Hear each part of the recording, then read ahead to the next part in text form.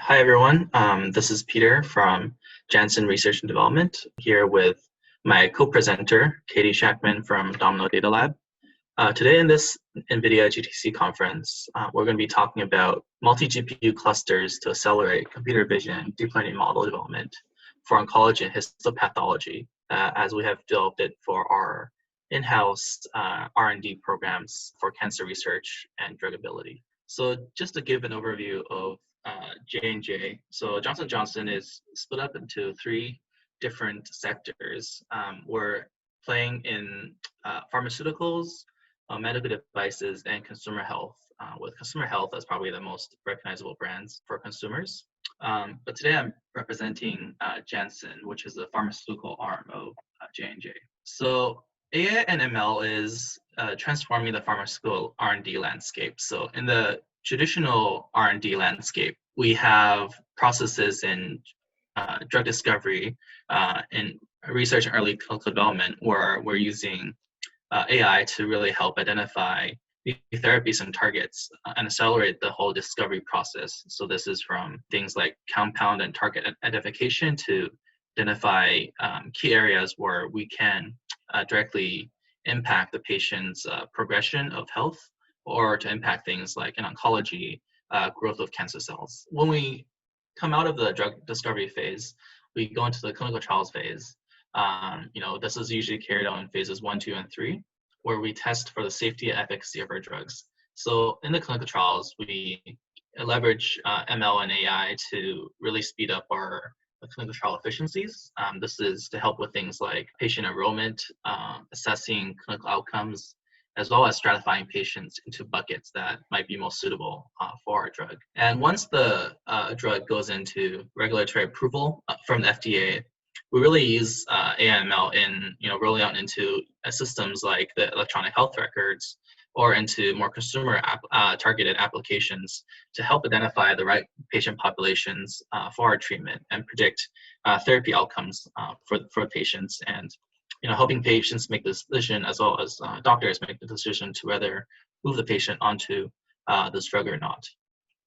So as you can see, throughout the whole landscape from discovery to regulatory approval and ultimately the market, AI can play large roles in transforming this whole process. So to dive into our specific use case a little bit more, today we're looking at the need for precision medicine, and specifically for cancer, and how we're using image-based AI solutions to help a lot of our programs in oncology. So the big motivations for us is, how can we select the patients that are eligible for different treatments that we have, right? And can we use AI-based models of identifying the differences between the patients in their histopathology images, and identify cellular features that can make a patient viable for therapeutic targets? This is important because in a lot of the cancer clinical trials, histopathology images are readily available in the trials, where when the patient comes in, we take a biopsy, or we can take it from resections as well, of the specific tumors, and then look underneath the microscope to identify the tumor stages, implications for treatment. These histopathology images are readily available already as large data sets that are collected. But how can we leverage image-based solutions to really distinctively identify patients that could be suitable for our therapy? And the second part is, how can we identify patients that are likely to respond to the therapy that we have, especially for targeted therapies?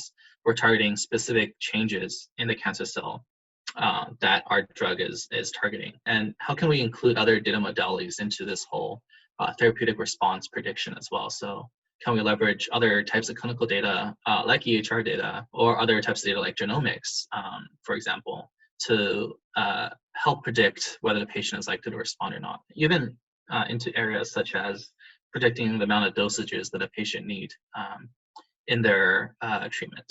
Today I'll be focusing on the first part of this pipeline into identifying patients, is do a type of rapid screening for patients that are likely available for our clinical trial eligibility. And why we're doing this, so first part is obviously increase the time for clinical trial enrollment. So can we reduce the cost of screening when we're recruiting for clinical trials, right? Instead of doing the whole process of tumor identification or patient identification, doing the biopsies, doing the screening, and then down the line doing other things like the genomic testing, looking at radiomics data. Can we speed up the process without having to involve people like pathologists or radiologists into the initial screening processes and just let the machine take over? And the other part is, can we extract deeper biological insights from the ML models? Can it help us understand the variations between patients? What exactly is the differences between them? Or are there distinctive biomarkers that we can identify that can help us potentially expand the patient eligibility pool based on these different biomarkers? And obviously, this is related right back into patient stratification for therapy responses. So identifying the patients that will have the best outcomes associated with the target therapies and increase the probability of success for the clinical trials. Just diving a little bit into histopathology. What is histopathology and what are whole slide images? So whole slide images are really just images taken underneath a very powerful microscope. And they're mainly used for diagnosis purposes for cancer patients to determine whether the tumor is benign or tumorous and different stages of cancer. So one common thing, staining technique that is used is hematoxylin and eosin staining, and this highlights the protein and DNA compositions within the cells. And these images are oftentimes very large, so they're gigapixel size images, and each image could range between 2 to 5 gigabytes based on the resolution that images are taken at. And we can generate tons of these images per clinical trial. So, up to 100,000, a lot of cases for larger trials, but definitely in the thousands of these images per clinical trial. And these images are really ripe for computer vision analytics just because they're so readily available and they're always taken as a diagnosis step. We have this big data set of histopath images, but how can we run a bunch of data science workflows on top of them? And we identified we have really strong needs for managing experiments, storing metrics, right, that we've built our AI models out of what metrics are important to us, and cataloging these models as well. So the first need that we have is, can we run rapid experimentations on top of our images, right? For a really large data set, we need to be efficiently identify the right hyperparameters and do these in parallel training processes. Another big part of this is being reproducible. So all the results we have, they're not just one-off basis that works for this cohort of patients, but does not translate to another cohort or in another setting. And we need to be able to track metrics for each experiment as well, and be able to store these models in a centralized location. So whenever we go back and analyze whether models are working correctly, we can pinpoint the exact data set that we used, and then being able to either retrain the models and get reproducible results, or being able to at least show that the metrics are very similar between these models that we trained. The third point I've alluded to is being generalizable and open as well. So it are the things, the workflows we have applicable across multiple business use cases we have to reduce using ad hoc code bases where it just works for one set experiment, doesn't work for another. Ultimately, our models that we train has to be interpretable and explainable. And just this is obviously explore underlying biology. So if the biology is not explainable about these models, then there's a lot of questions into how the model could work in a more generalized setting. So talk a little bit more about how we design our platform. So we call the platform Thea as our internal project name. So this is a computer vision platform that we really built from scratch. The first step is really to have a robust way to store the data, right? With training data coming in, we have data from images that we collected in our clinical trials, our clinical data, so this is outcomes data for any sort of clinical biomarkers that we identified. And omics data is the genomics that we potentially collected in the clinical trials, and then biobank is all the patient information that's being stored and retrievable inside the biobank. So being able to link data sets together is really important to us, and linked it together in an anonymized fashion. And the second that we're storing within our experiment data is what are the predictions that came out of our previously trained models, what features were identified as important, and what kind of hyperparameters were used. And we go through a data transfer where we transfer into this something we called AI Development Lab.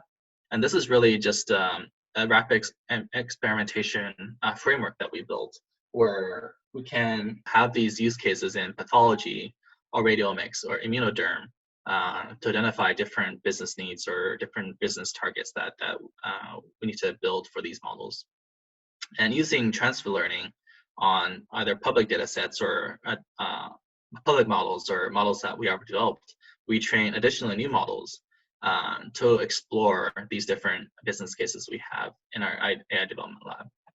And then ultimately it goes into deployment application where within deployment, we're selecting the best model for the use case, having a secure API access point to output things like model predictions when we have new data coming in, version control for the different models that we're using, controlling for the data input and output, so sanitization, pre-processing, et cetera, and be able to batch process a lot of these inferences that we're running. And at the end, we're able to output what are the patient level characteristics that we've pulled together in our model, or either that we've pulled from training data or from the new data or even derived data. And then validation, so what are the study level outcomes that we have for the entire clinical trial, and what are the predictions for different patient cohorts that we have. And visualization is, can we identify heat maps or regions of interest from these images and be able to interpret them. So going back to the data set a little bit, as how the data are being stored and how they're being passed and processed in our pipeline. So whole slide images, they're really stored as image pyramids in TIFF formats or SVS formats. And they have different magnifications associated at each level. So just as you have different magnifications in your microscope that we're scanning at different resolutions as well. And there are distinct differences how they're being stored at 10x versus 40x, where we get higher level resolution. So we have to choose the right level that goes into our machine learning model. So it can look at the whole image as a whole to determine which regions are important, and then be able to dive down deeper into the smaller, higher magnification layers to see whether there are distinctive features within this layer as well. The method we're using is called multiple instance learning, which is a type of self-supervised learning, where we are taking this whole slide images and we're predicting on the slide level, or what is the class of the image as a whole. But in order to do that, these images are really big. So we need to break them up into smaller patches or tiles. And then from these smaller tiles that we have, so these are 224 by 224 pixels, is the process we have chosen, and feed that into a deep learning network. And we use transfer learning to perform this training just to speed up a lot of the processes. So we do transfer learning from public weights such as ImageNet, since it's already identified important features like edges and shapes. And then we output the predictions, inferences for each tile. And at the tile, we have these sort of vector of probabilities, and then we aggregate them to the slide level to ultimately, on the slide level, what is the patient level outcome. And so the use case here is, are the patients eligible for targeted therapy in our clinical trials?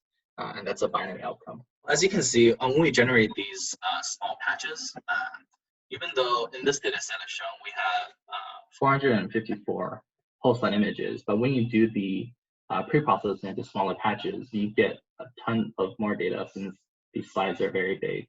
So when we're doing the pre-processing, we do a bunch of things like QC, segmentation into areas where we're filtering out the background spaces, and then normalization of the different RBG channels as well. So at each magnification, you can see the really the exponential growth in the number of tiles. So at the 10x level, we have about 2.7 million tiles. derived from 554 images, and at the 40x level, we have around 40 million tiles. So these, just from 454 images, we have these huge numbers of tiles. But as you can imagine, in a more higher clinical setting, we have hundreds of thousands of these whole slide images. We can have a very large data sets we're working with.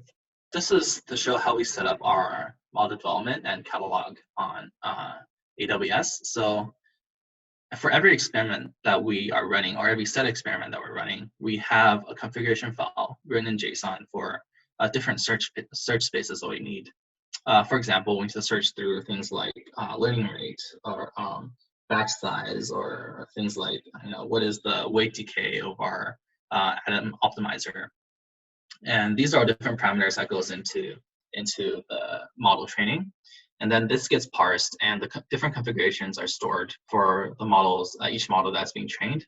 And then we're pulling pre-trained models from S3 into this whole training pipeline. And then, so we're not starting from scratch each time. And then this gets trained into a completely new model. And then we're training multiple runs in parallel based on how many combinations we can pull from the configuration file. And then for each model that's trained using a different set of hyperparameters, they get stored back into S3 and tracked through DynamoDB. So using this framework, we're able to run tons of experiments all at once in order to get the best model that works for our specific use case. And then for each model that we run, we also run inferences as well into the data sets that we have already collected in order to understand how the network is seeing the images. So we're generating these class activation heat maps at a tile level resolution. So on these image, you can see there is patches of red collected around specific areas on the image that highlight whether the model is activating at these regions. And we can show this to a pathologist and say, does this sort of highlight make sense in what we're predicting? For example, is it highlighting tumorous regions on the slide that you would also use to determine whether the patient is eligible or not? And so from this, we can also uncover biological insights as well. For example, are there specific areas that a model is picking up, or specific morphological changes or differences between the different slides that the model is seeing? Are they aggregating around sort of these edges, or aggregating in the centers of these slides that could have differences in therapy options? Going back a little bit to what we've done with hyperparameter optimization, when we're training these models in parallel, we really need to leverage distributed training. And if you just train this on a single GPU machine, if we're feeding in all the data, it could take up to 9 days per epoch for training. So this is obviously not feasible for even for smaller data sets like this. But once we get to larger data sets, this is not going to be able to train. We can do things, obviously on a single machine, optimize as much as we can to bring this time down. But we're still going to run to limitations on the data set sides if we want reasonable run times. And the other point is cost obviously increases exponentially rather than linearly for each single machine that we want to upgrade. So there's a strong motivation for moving to distributed training. And the other part of this is, in this single machine paradigm, the reducer is really the bottleneck in the training, right? Because if you have trainings across all the different GPUs in a single machine, you need to go back to the single GPU to process all the gradients that are being passed to it, and then send these gradients back to the continuous training, which really, the single point of bottleneck is on this one GPU master node, where it does all the computations, the reductions. So in distributed fashion, we can really use this thing called ring AllReduce, where it's able to pass the gradients into the next GPU, the GPU ring during training. So you're not bottlenecked by this single GPU instance. So how we're putting this all together is through this framework that was built by Travis's group at Uber called Horovod. and is a distributed deep learning framework that implements NCCL ring AllReduce, which is shown to have the highest speed through all these different implementations for AllReduce. And it is natively compatible with Spark and Ray, which we're using in our current code base, and then it's so it's really easy to integrate into our existing code. And I'll pass over to Katie, who will explain the Domino platform. Thanks, Peter. So I'm Katie from Domino Data Lab, and I'm going to tell you a little bit about how we help to solve some of these problems using some aspects of the Domino platform. So if you're not familiar, Domino is the only open data science platform. For what that means is that we provide a single portal to all of your data science infrastructure and tools. So the idea here is that your data scientists can bring the existing tools that they use, as well as data sources, packages, compute, and any external systems, and that they can then utilize these all within one place, which provides a system of record, as well as governance tools and a variety of other features that should make collaboration easier and give them more time to do the data science. So as you can see here, some of the different features are around self-service and scalable infrastructure, which are really important for this project, as well as tools around reproducibility and enabling folks to collaborate easily once they had set up the desired compute environments and software and cluster configurations.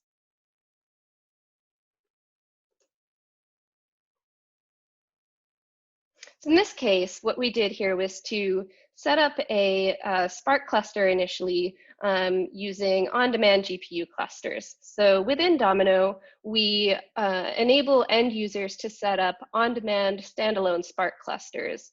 So these are clusters that can be spun up and down as needed. So this can save cost and friction in cases where there might be a lot of different types of cluster configurations, types of hardware that different groups might want to use, different software that different projects might require. Here, these on-demand Spark clusters have swappable hardware as well as customized compute environments that can be swapped in and out. So here's an example of what would look like within a project like this if someone is launching an interactive workspace to do some exploratory work or some piloting within this project. You would see here a option to launch a workspace with one of a few different IDEs that are configured for this compute environment. So this is one of our built-in environments, and you can also see that there's an option to select different types of hardware for the interactive session. In this case, a GPU machine with 6 cores, 50 gigabytes of RAM, and 1 GPU is selected. But we could, with the drop-down there, choose from a variety of different hardware that's available. And then here you can also see what it's like to set up a on-demand cluster through this system. So you can just click to add a cluster, and then you'll see an option to select the number of executors or workers that you need, as well as the specific type of hardware that you want that cluster to be using. So here there's a few different instance types, including a couple of GPU instance types down here at the bottom, one with 1 GPU and one with 8. And then as well, you can select different compute environments or different software configurations for the workers themselves. And in this case, for this project, we set up a cluster compute environment that supports workers with Horovod, as well as TensorFlow 2 and a few other things. And you can see some of the other options there. Great, thank you. And then if you're wondering about what underlying hardware we're actually using here, these are AWS P3 instances. The 2 types that were primarily used for training in this project were P3 16x large for single node training. So this was an 8 GPU machine, as well as a 2x large, a 1 GPU machine that was used for multi-node distributed training when we were working with the multi-GPU clusters. So we'll also discuss some of the technical challenges that we encountered working together with the Janssen team on this project and how we were jointly able to address some of those. So some of the key things that were important to this project were single machine optimization. So if we are going to be using a 8 GPU machine, these can be more on the costly side, and we certainly want to make sure that we're efficiently using those GPU resources, not only because of cost reasons, but also because there's some scarcity to those machines. And so we want to make sure that if we're consuming those resources, we're doing so efficiently. Also, horizontal scaling, so parallelizing across multiple machines was a challenge we needed to address here. Hyperparameter tuning within the cluster, so within a single instance and then scaling out to multiple instances. Also tracking results in model cataloging, which Peter discussed to some degree already, as well as deployment. So we're going to focus on the first 3 of these. And the first of these I'm going to discuss is single machine optimization.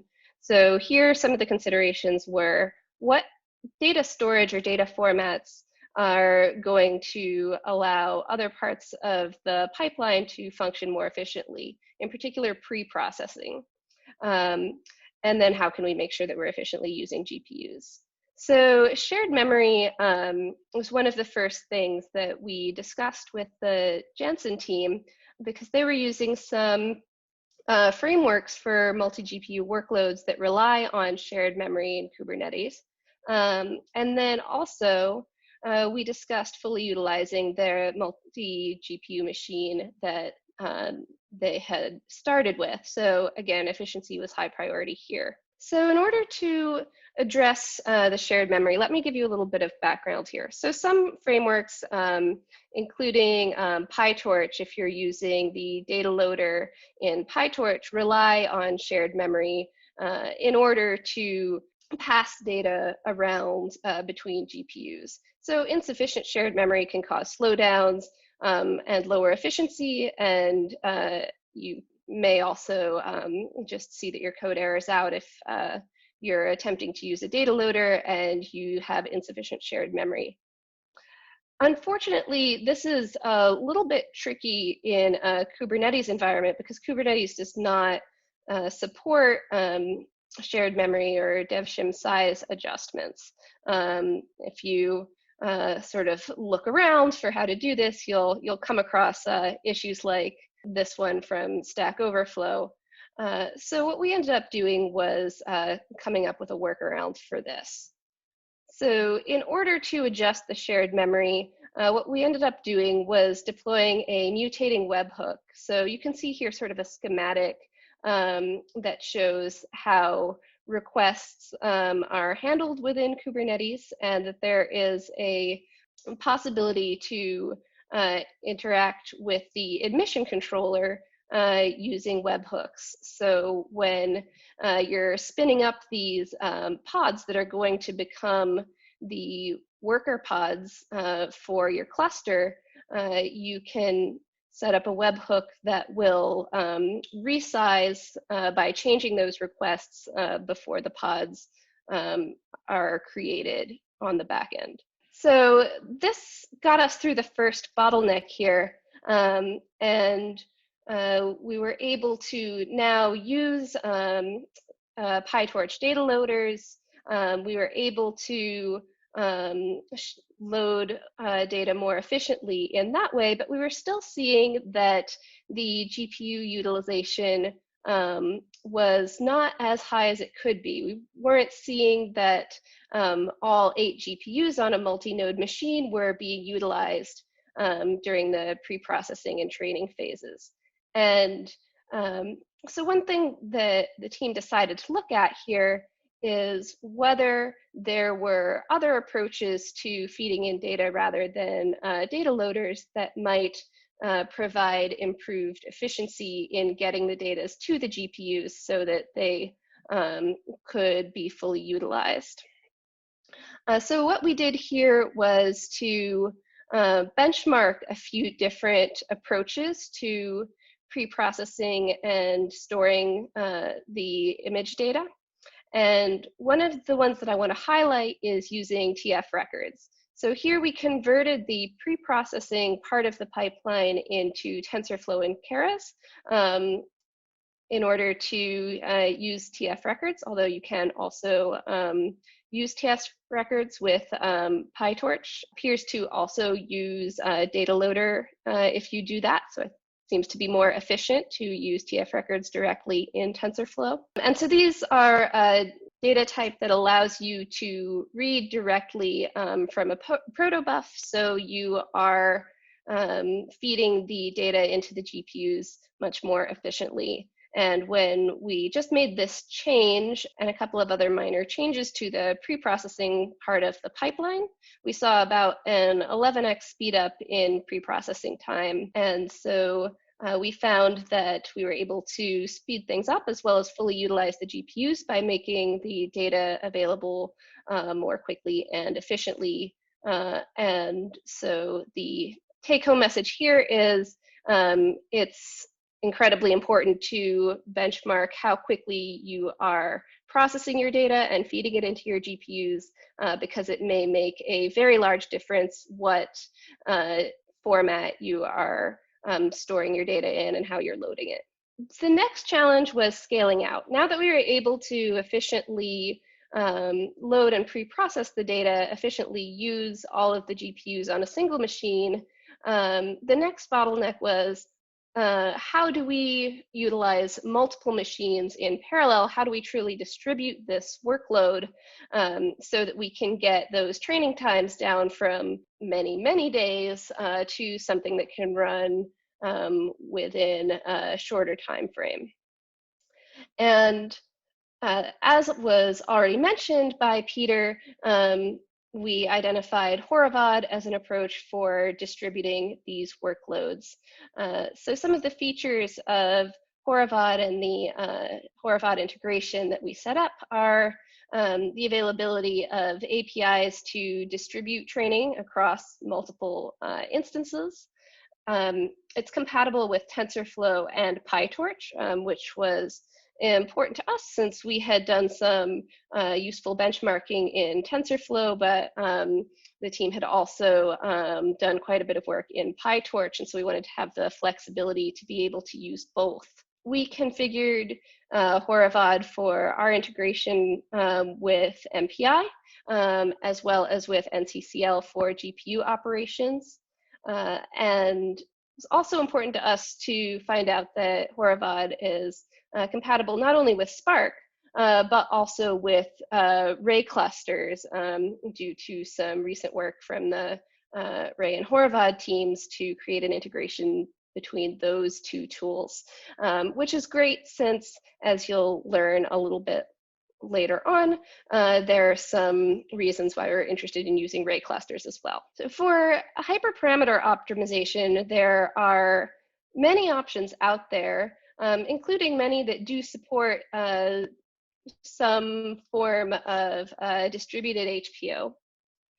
Some of the most well-known options are scikit-learn, as well as hyperopt and tune from the Ray project as well. And the constraints in this scenario were that we wanted to be able to use advanced search algorithms, including early stopping. I believe these are some of the algorithms that attracted the Janssen team to tune, as well as its user-friendly experiment tracking, and of course the fact that it's compatible with a distributed framework. In this case, it's designed to be used with Ray. So RayTune stood out as the preferred choice in that it lets you schedule trials across actors on a single node or many nodes if you're using a Ray cluster, as shown in this sort of diagram where you can take a trainable, which is essentially sort of the function that you want to optimize, and you can use the trial scheduler to distribute that out across your many actors, which may be distributed across many nodes, and you can use many of their built-in search algorithms, which they have probably one of the best varieties of the tools that we looked at. So we were utilizing Tune. The Janssen team was already utilizing Tune by the time that we started to work together. And one of the contributions we've been making here is to scale this out to multiple instances. So for this purpose, we've enabled on-demand ray clusters as well within Domino now, which we are using to orchestrate multi-worker HPO. Thank you, Katie, for taking us through the round of technical challenges that we had encountered. So next, I'm going to talk about the results of using this whole framework of distributed training, as well as this whole hyperparameter optimization, and what we have actually achieved using this whole pipeline. So this was just on a small test set. But as you can see, we're just using 1 GPU versus 6 GPUs. With the scaling, we get almost a linear acceleration in our time. And this is using TFRecords as the data format.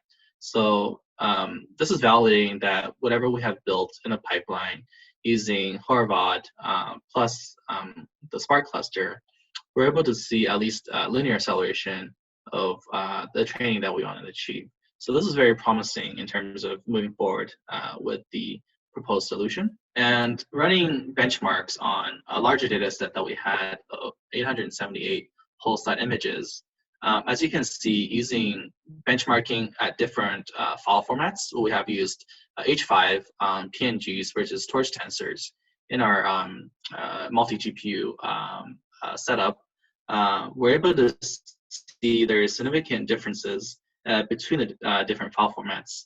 And a lot of this times, the reduction comes down to I/O speed of the data formats. And there's obviously trade-offs between these different formats as well.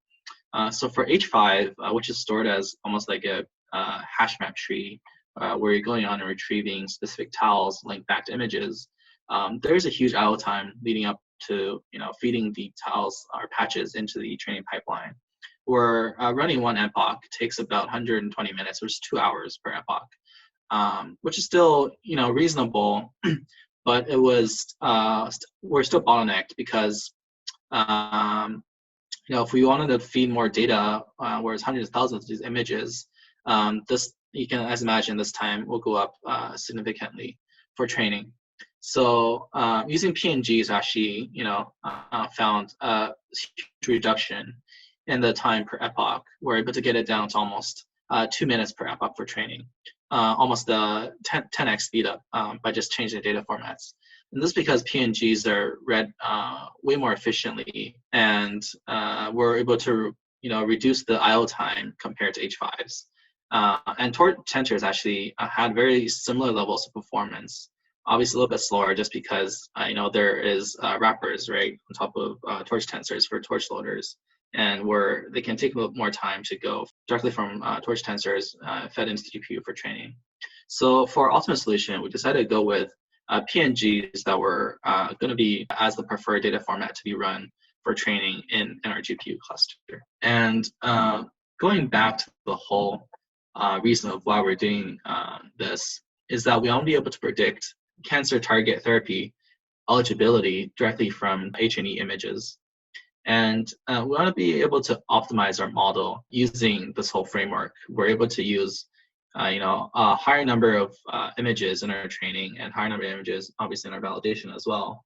And how does that improve over the baseline of just using smaller data sets for training? So with this new pipeline that we have built using the whole cluster computing, just running on a smaller data set of the original data set we have discussed of 554 images, we split up into 311 images for training, 73 images for validation, 70 images for testing, keeping the same ratio of target eligibility for each of these splits. And we're identifying 4 classes here for our training, where we're actually aggregated back up to a binary classification. So given this data set of about 715 gigabytes, we are able to achieve a ROC of 0.93 on our test data set. with the AUPR of 0.54. And one metric that we're really interested in is the positive predicted value at 100% recall. And this was at 0.41, which is a significant improvement over our 11% baseline. So if we're actually to deploy this model into the clinic, we're able to get a 4-time increase in the number of patients that we can screen as positive for eligibility in our clinical trials, as opposed to screening all patients. With this result, we're confident enough to move forward with our POC into the next phases of development. We're actually doing additional validations and collecting additional data to really test for a really robust and generalizable model for this therapy eligibility prediction. And with that, just kind of ending this presentation with some takeaways. We built a flexible platform that really allows us to iterate through different model training and do that also in a distributed fashion. We're doing both the training and the hyperparameter tuning. And we have done benchmarks with different file formats. Obviously, this framework is set up in place where if we're able to do this for another set of problems, we can run it through benchmarks again and figure out the best method to handling different types of data. For example, the data we have discussed is genomics, other modalities of imaging, clinical data, etc. And using this whole pipeline, we're able to really track our experiments and catalog our models that we have built to answer the questions around reproducibility and robust modeling.